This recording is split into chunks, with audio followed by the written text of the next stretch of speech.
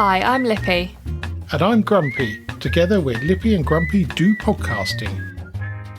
In this episode, Sky control people, care homes, when stag do's go bad, and out of office messages.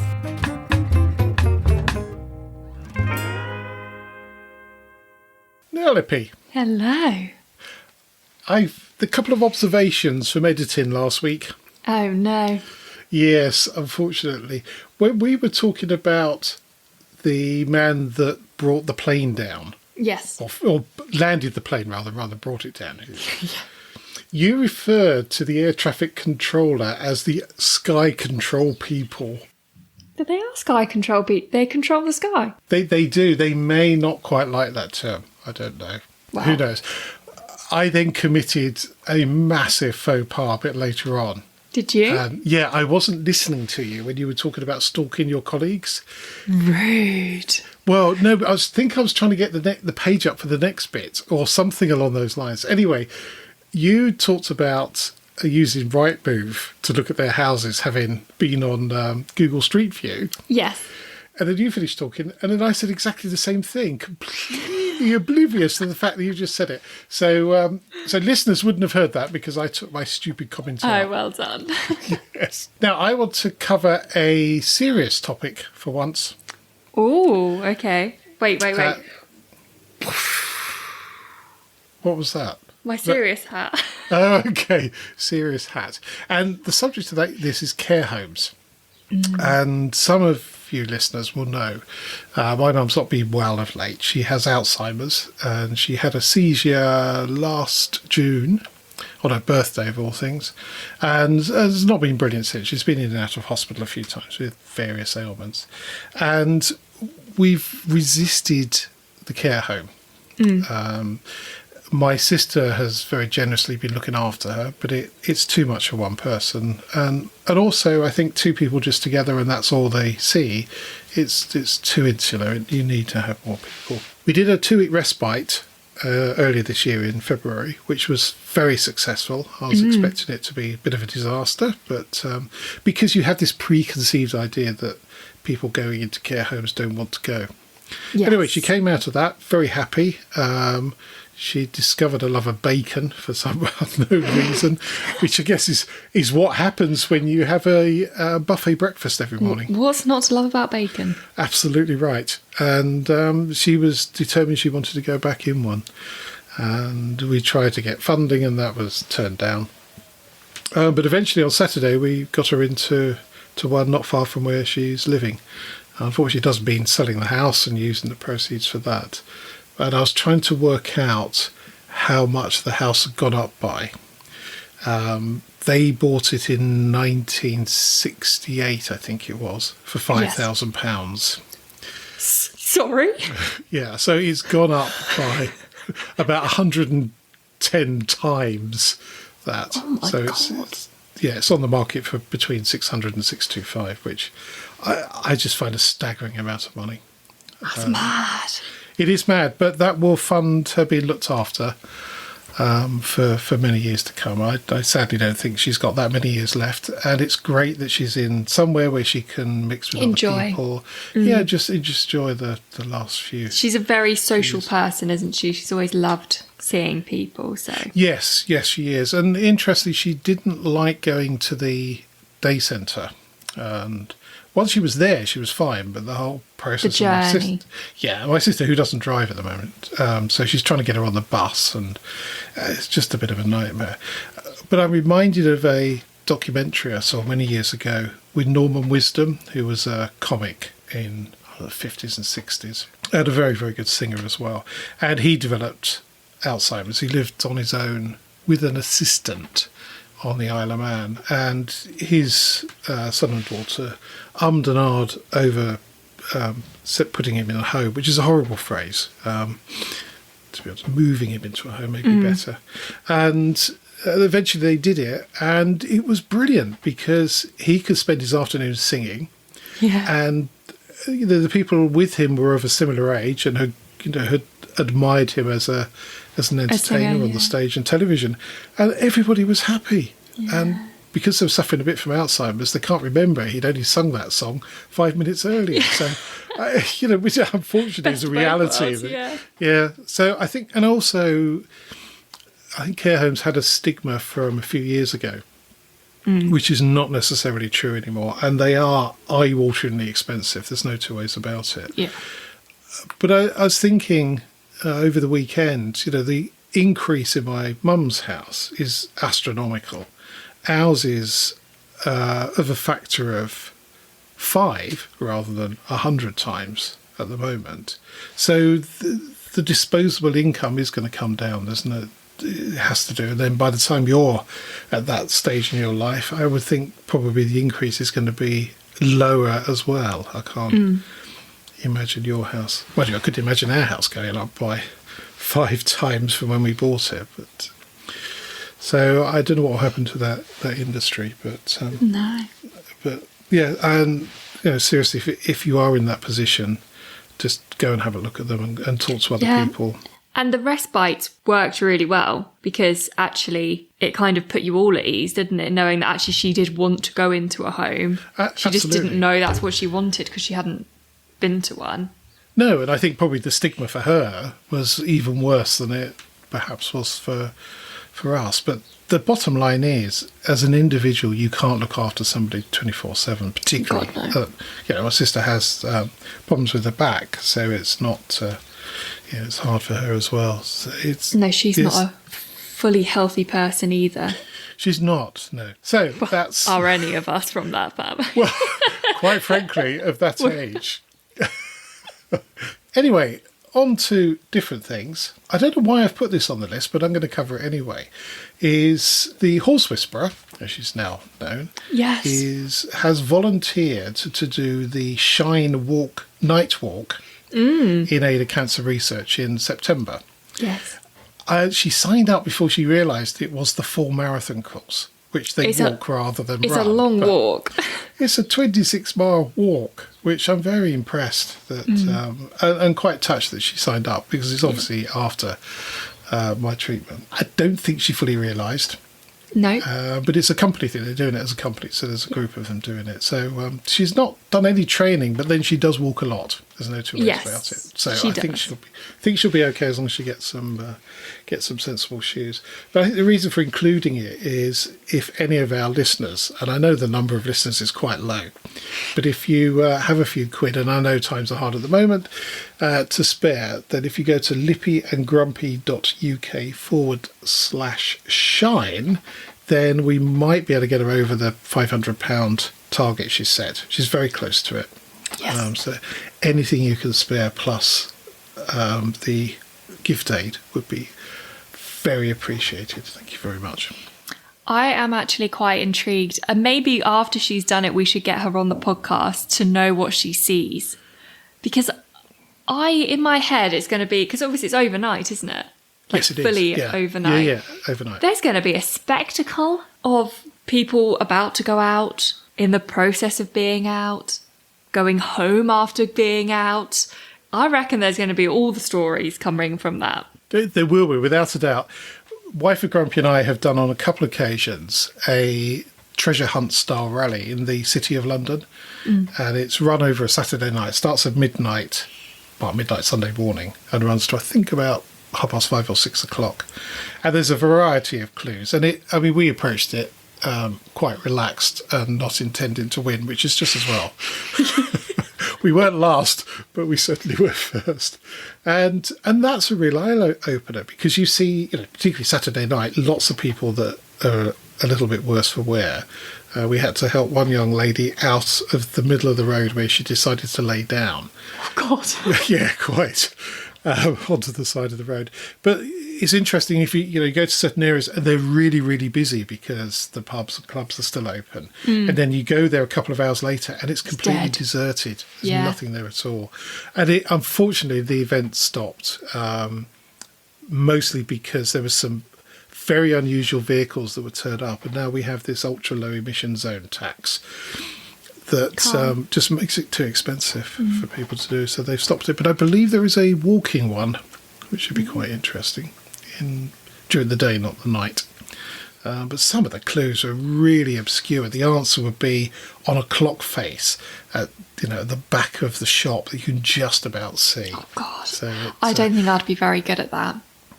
There's two skills involved. One is being able to plot very accurately, so you know exactly where you need to be. And then it's within a certain distance of that point. So if you can plot precisely... We all know what happened on my DV. Yes, exactly. But that's why you wouldn't be plotting the map. You'd be jumping out the car looking for the answer to the Yes. clue. But sadly not anymore. Anyway, we talked about last week the Duck Boy Stag Do. Yes, we did. And somebody sent me a link. He's just recovered. Just recovered, so that's just over a week. Somebody sent me a link to an article in Metro, and the headline is Stag Party, crashed barge, sank another, flooded road and closed canal. Oh, that's a carnage, isn't it? It is. So this is a Worcestershire waterway, not easy to say, and they hired 3 narrow boats between them. This was supposed to be a sophisticated stag party. And it is believed the stag do went downhill when the party struggled to operate both the paddles and locks, leading to one of the barges sinking. And it looks like it sunk outside the lock. A second boat was involved in a crash and then abandoned before the group continued the voyage on a third. So did they let them have 3 boats? Yeah, it's just staggering, and I can't imagine how this is going to happen again, because there's no way. They've ruined it for everyone. They have ruined it for everyone. Yeah, so it doesn't go into too much detail about how the road was flooded, but presumably it's something to do with the lock and the inability to operate it. Yeah, the water rising too high and Yes. flooding the road. Yeah, which they'd done by 9:30 on Friday night. So, So they went hard early. yeah, well, as I think probably most stag do's do, but that is particularly early.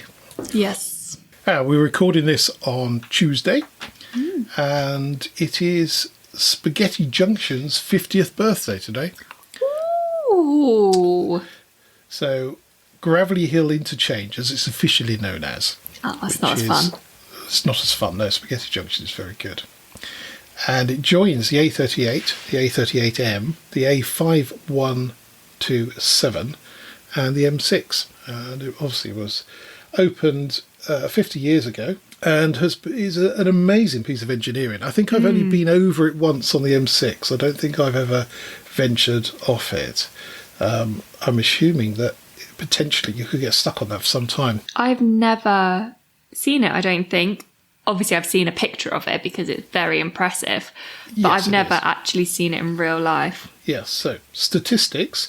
It covers 30 acres, serves 18 routes, 2.5 miles of slip road, just over half a mile of the M6 itself, 5 levels, 559 concrete columns. I would expect that to be a even number, but never mind. Reaching up to 80 feet. And the engineers had to elevate 13.5 miles of motorway to accommodate the 2 railway lines, 3 canals and 2 rivers. So it's not only roads, It's rivers too. Well, you'd sort of begin to wonder, was it actually worth putting it there? Or would it have been cheaper to put it somewhere else? So anyway, so happy birthday to Spaghetti Junction. In fact, I think the only time I have been through it was when I went to see the Super Prix in Birmingham in the 80s, and they decided to run a Formula 3000 race around the streets of Birmingham. Obviously, they closed the roads to do this. Yes. It wasn't a free-for-all.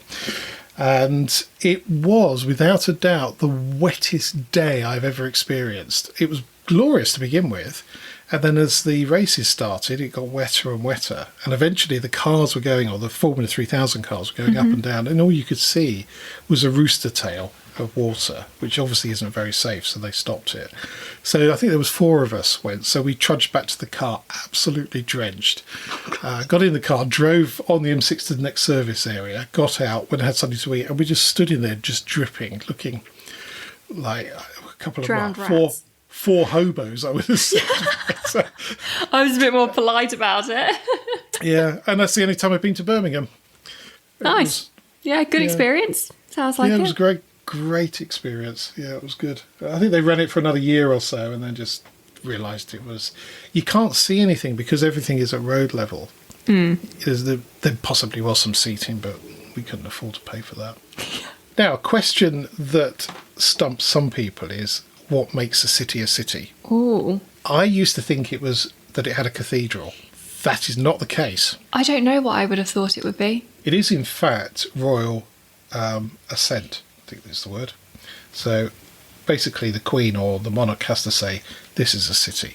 Oh, okay. So it's not like a village where it has a village hall that makes it a village. And a town has village a town hall doesn't... No, that doesn't... Is that not I the don't thing think, either? No.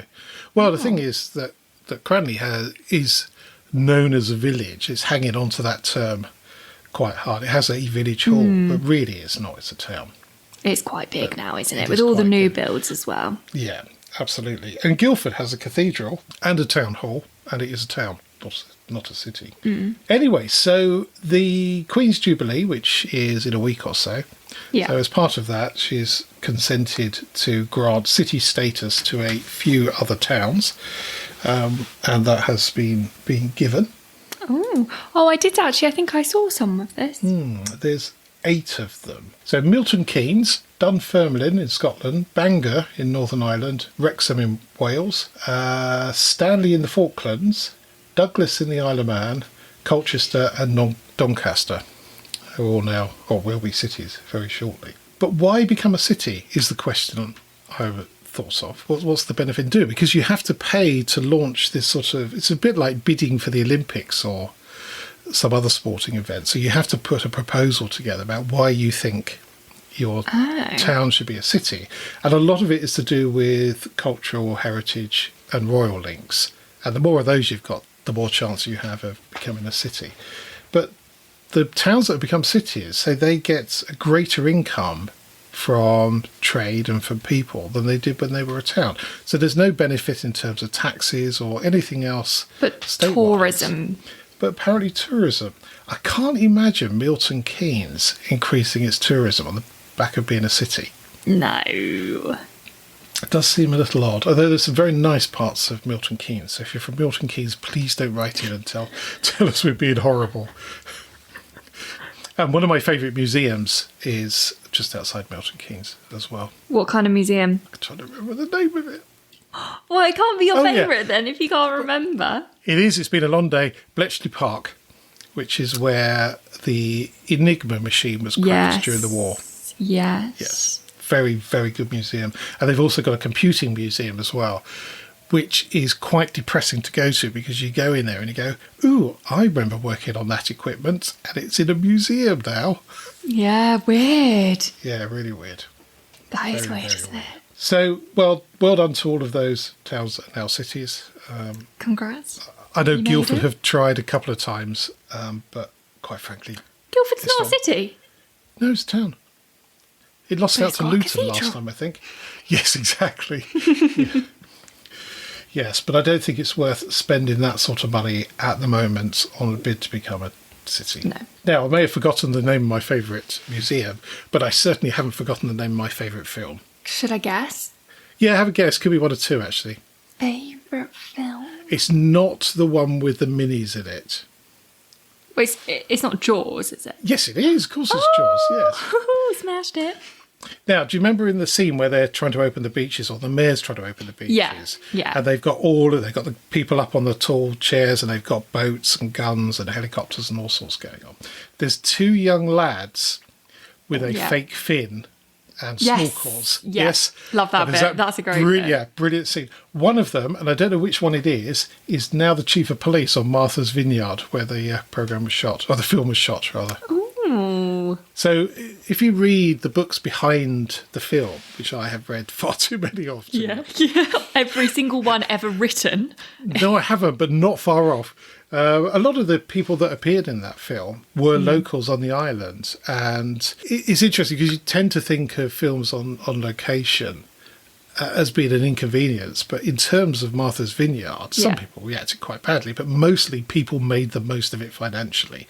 And whether that was appearing in the film or renting houses or selling pizzas, whatever it was, they did very, very well from that film. So those two lads would have been local lads that they'd picked in a out, big casting thing. And the way that they filmed it was very odd because some of it was, towards the end anyway, it was very dependent on the weather. And whether the shark was working, as the Shark is Broken play that we went to see. And also, they were almost writing it as they went. So the scriptwriter would spend the evening writing the next day's scripts, or finalising the next day's scripts, which is almost unheard of in filmmaking. It is a bit, yeah. A very seat-of-the-pants way to do it. So the two lads would have been, they would have been picked from a casting session, and off they went. And it'd be interesting to try and find other individuals in that film that were from Martha's Vineyard, see where they've ended up. Sadly, I think some would have passed on, but it is quite an old film now. It's quite an old film, and they were quite old in it. But there are a number of youngsters that will still be around. I wonder, what's his name, the little boy? I wonder what he's doing now. I can't remember what he was doing, but the young lad that was consumed, let's say, fairly early on. Oh, on the yellow. Yeah, he floaty. Opened, I think, a sandwich shop that his on-stage or on-film mother actually visited by accident. I'll have to dig that one out. I've got it in my list of things that we were going to talk about when we did the special that we've not yet organised. That we haven't done yet. Yeah. No, we haven't done yet, so maybe I'll leave it until then. Now, I quite like a practical joke. You do? I do. And this one... But as long as it doesn't make you jump. No, that's fairly unpleasant. And yes, all round, really. There is a prankster, let's put him that way, who managed to get hold of a bit of land close to Gatwick Airport and wrote in massive white letters, "Welcome to Luton."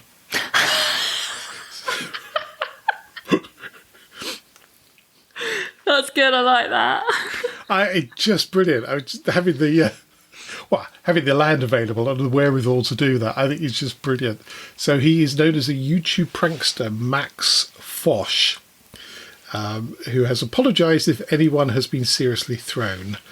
Apparently one lady spotted it out of the window of the plane, left her in a state of panic. Yeah, thinking, It has been known to happen, but I don't think it's happened in the UK. I feel like if I'm not the kind of person to get panicked by that, like I would just land, then deal with it when I was like off. There's nothing you can do, you're in the air. If you're landing at Luton, you can't go knock on the pilot door and be like, sorry, I think you're at the wrong airport. No.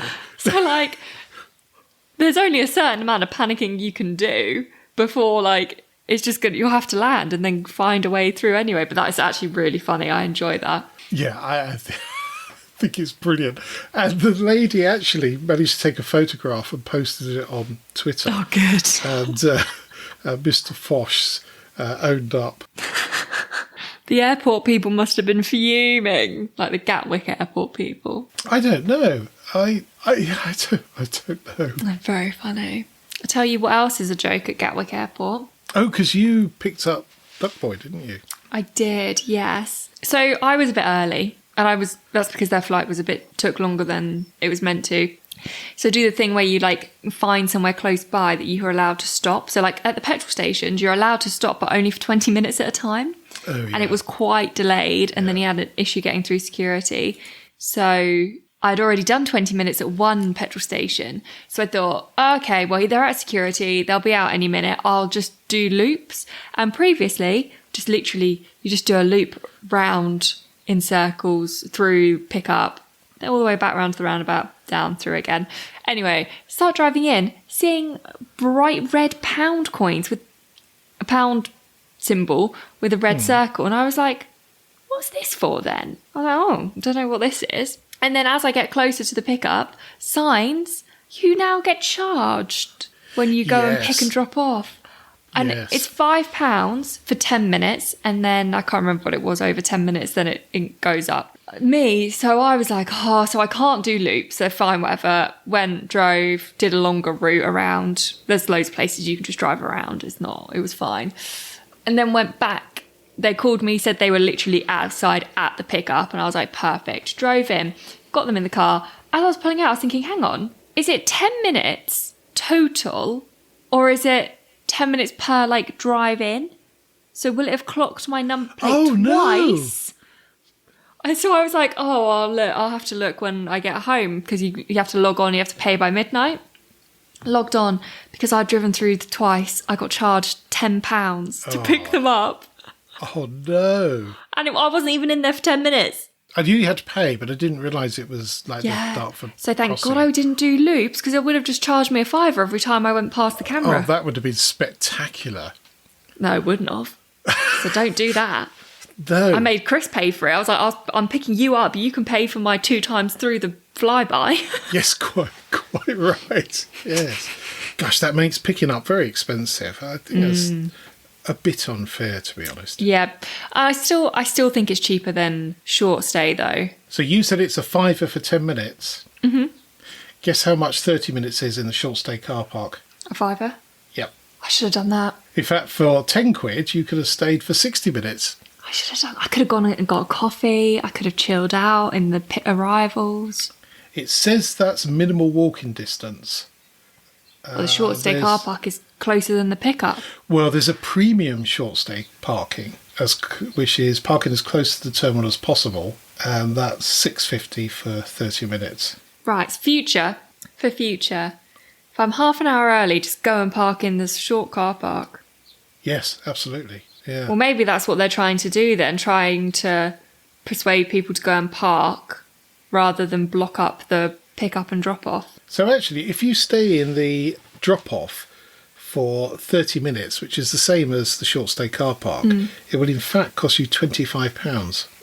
Yeah, it's expensive. Yeah, that's outrageous. Because it charges you by the minute after the 10 minutes, It does, it? yeah, absolutely. £1 a minute. £1 a minute? Oh, my £1 a God. minute. Yeah, quite. Oh, my God. And I didn't even know this was a thing. I don't know how... to be fair, I don't know why I would have known. I wouldn't have Googled it before because I know Gatwick Airport, but... Yes, I think it's been on our local news, which is understandable because it's not very far away. But for you, it's... Well, I need to do Heathrow in a couple of weeks. I hope that's not the same. Oh, I don't know. Are they owned by the same people? Because I knew they split some up. But I don't like this number plate charging, though. Oh, it's £5 again. If you've got a wonky number plate, so if you've pressed all the letters together, which is illegal to make a word, then, and you go through, because one of the reasons for not doing that is if your car's stolen, the ANPR cameras won't necessarily pick up the number plate. So if you've got one of these fancy 4D gel plates, then with an odd font, you won't pick it up. I wonder if that's the same with this place. I wonder if that's the same with speeding tickets as well. Well, the thing is, because that's a picture. Yeah, but a lot of them they read the number plate electronically and then send out the fine automatically. So it's not somebody doesn't look at it and then type it in.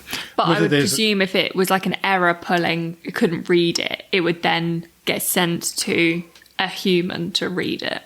That's a good question. Maybe we should do an experiment. I'd rather not get a speeding ticket. No, but the trick is, and obviously this is not advice, is that you put somebody else's number plate on the car. To test the theory.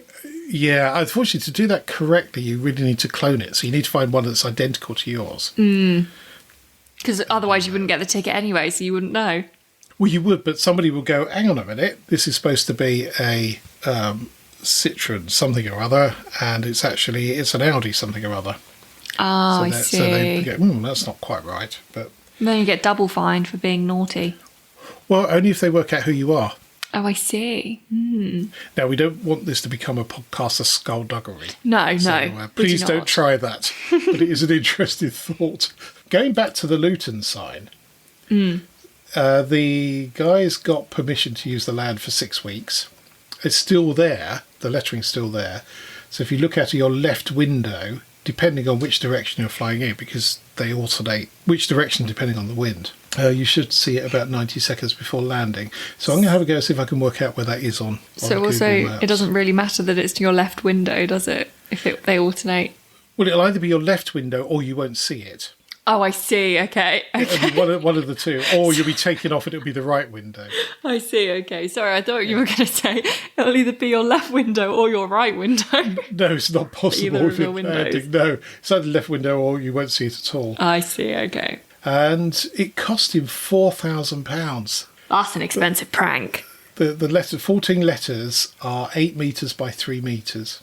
Oh, they would have to be pretty big for you to see them. Pretty big, yeah. And he apparently went door knocking on fields. I'm not sure you can do that, but I understand what he's saying. Next to Heathrow and Gatwick. Oh, to be able to get the land to do it. Yeah, to find the land. I wonder if he told them what he was doing. That's a good question. Yeah, because, I mean, if someone knocked on my door and said, can I borrow a bit of your land to do a prank, I'd be like, hell yes.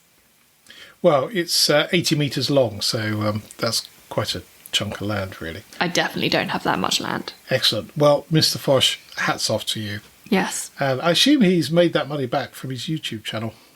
I presume so, yes. Go and investigate that.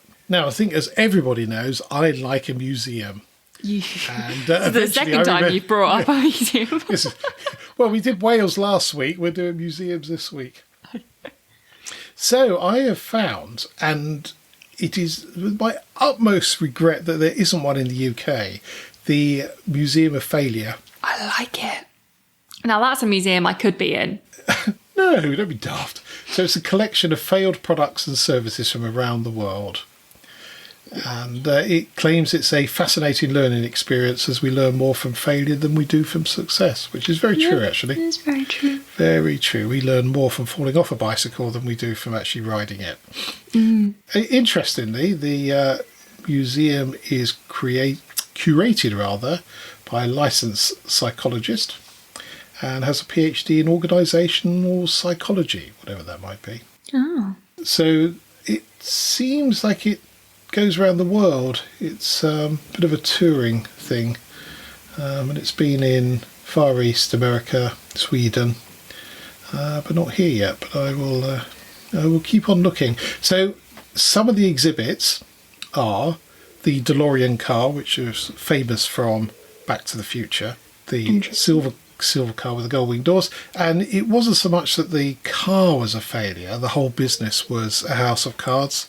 And there were some very, very dodgy dealings. There are some very good documentaries about DeLorean.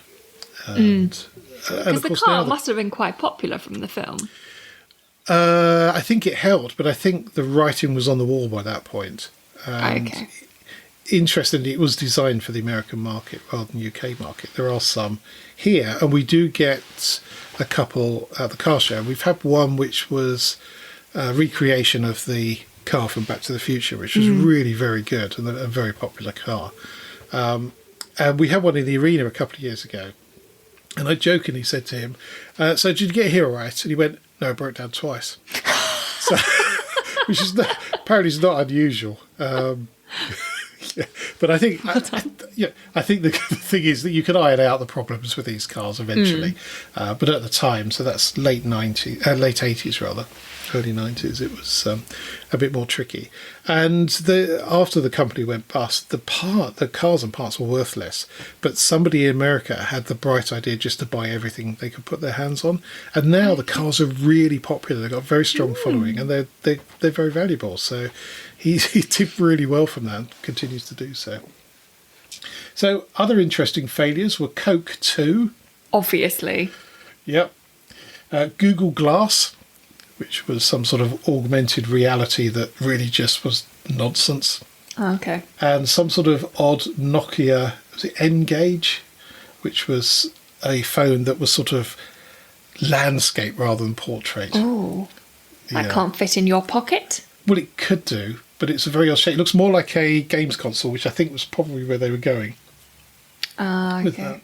So lots of interesting things that you can learn about. I've just seen one. Ooh, what's that? Fat-free Pringles.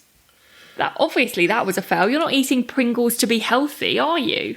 You would have picked the fat-free ones over the extra tasty, really fatty ones. Interestingly, 48 months on the market. I'll tell you what I do miss, and I don't know if it was Pringles.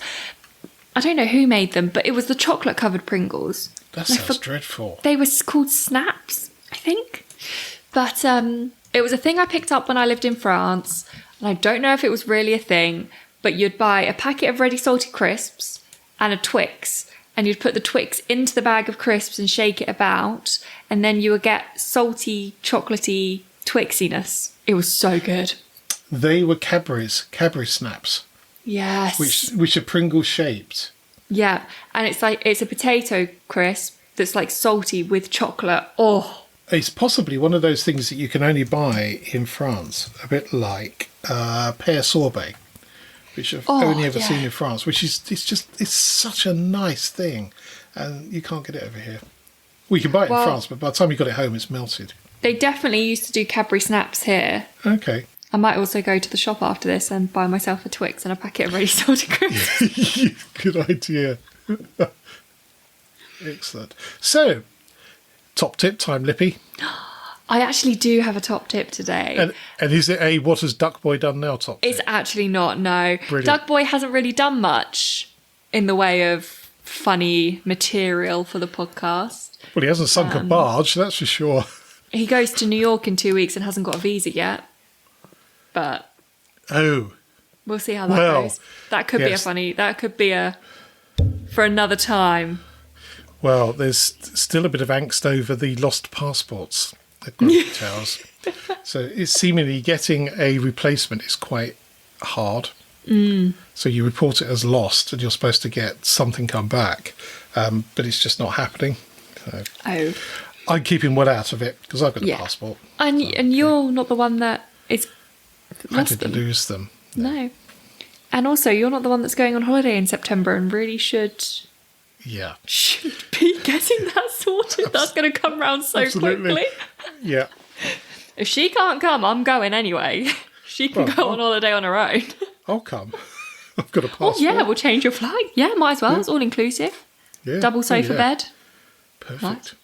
Yep. Anyway, that's not my top tip. My real top tip is I bought these on Amazon and they came today. They're an Amazon Basic. I think I paid £12 for like 5 of them. And a pump, which is good value. So I bought myself the vacuum pack bags to put my winter coats in. To be stored in the loft. And my God. Honestly, I was having the best time. I got about 2 in a bag. So the bags weren't huge, but you can get bigger bags. But I didn't think I needed bigger bags. Seal them up and then you have the pump and you pump all the air out and you just see it going just slowly like crinkling and shrinking in as the air comes out. It was amazing. I highly recommend it. Very, very good. We've got some. And they're good for duvets as well because a duvet takes up ridiculous amount of space unless you do this. I'm surprised it came with a pump because I've always used the Hoover or the vacuum cleaner. Just suck all the air out. We've got a Dyson Hoover and I don't know if it reverse... Oh, sorry, not Dyson, Shark. And I don't know if it reverse suctions. Why does it need to reverse? What does...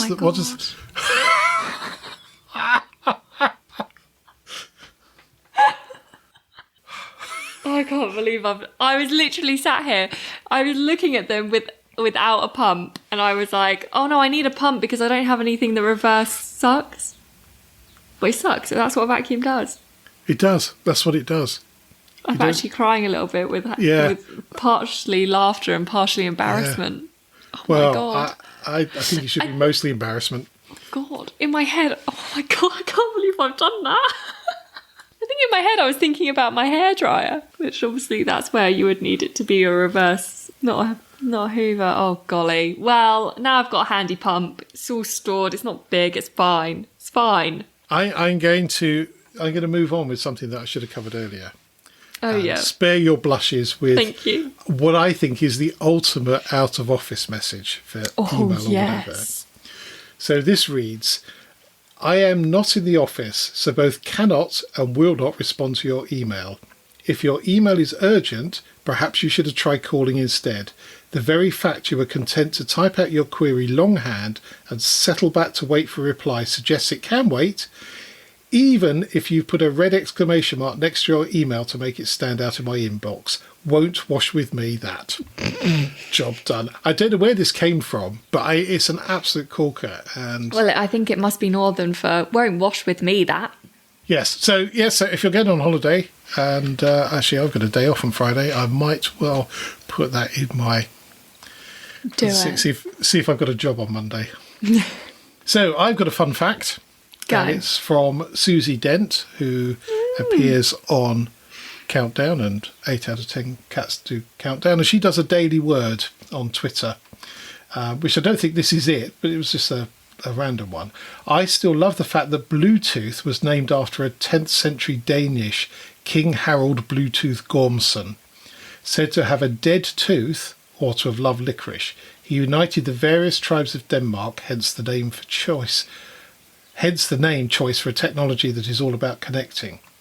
And the Bluetooth logo merges two Scandinavian runes representing the H and the B of his name. What a lovely story. That is awesome. I didn't know that. I had a feeling it was named after somebody, but the details had completely escaped me. And the H and the B didn't mean a thing. So, why B? well, for Bluetooth. Harold Bluetooth Gormson. But I'm assuming Bluetooth wasn't his... Bluetooth was his nickname. His nickname, cool. Because he had a dead tooth. Yeah, got ya. That's it for this podcast. Thank you so much for listening. You can help spread Lippy and Grumpy's view on life by leaving a review on your favourite podcast platform. If you're not sure how to leave a review, or if you download from Spotify, there's some help at lippyandgrumpy.uk/review. And if you would like to get in touch, email podcast@lippyandgrumpy.uk. So it's goodbye from me. And goodbye from him. Goodbye. Bye.